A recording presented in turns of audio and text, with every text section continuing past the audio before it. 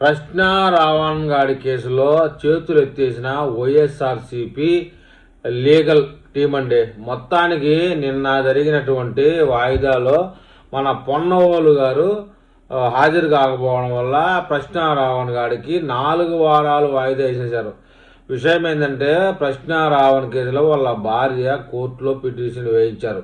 వాళ్ళ భార్య చేత పిటిషన్ వేయించారు. ఎందుకంటే నా మొగుడి మొబైల్లో ఉన్నటువంటి వీడియోసు మిగతా సమాచారం అంతా కూడా బయటికి పబ్లిష్ చేయవద్దు అని చెప్పేసి ఆమె ద్వారా వేయడం జరిగింది. ఆ తర్వాత ఈ యొక్క కేసు విషయం అంతా కూడా వైఎస్ఆర్సీపీ లీగల్ టీమే చేసింది. అయితే నిన్నటి రోజున కేసు విచారణ సందర్భంగా పిటిషన్ తరఫున న్యాయవాదులు ఎవరు హాజరు కాలేదు. ముఖ్యంగా పొన్నవోలు హాజరు కాలేదు.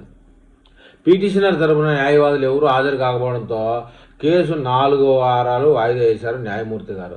బాధితులకు న్యాయ సహాయం అందిస్తారన్న వైఎస్ఆర్ కాంగ్రెస్ పార్టీ ఈరోజు విచారణ సందర్భంగా గైర్హాజరుపై కోర్టులో లాయర్లు, ప్రజలు తీవ్రంగా చర్చించుకోవడం జరిగింది.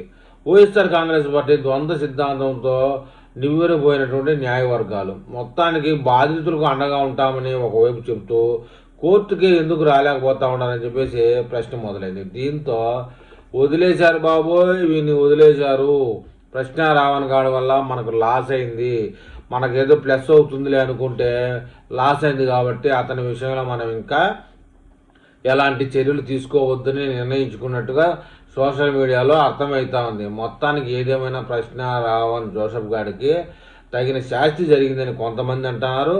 ఇంకొకసారి వైఎస్ఆర్సీపీ లీగల్ సెల్ నమ్ముకొని ఇలాంటి లక్షల వేల జీతానికి దిగి సోషల్ మీడియాలో బూతులతో పనిచేసామంటే మన జీవితం బూత్కే అంకితమైపోతుందని కొంతమంది చర్చించుకుంటా ఉన్నారు.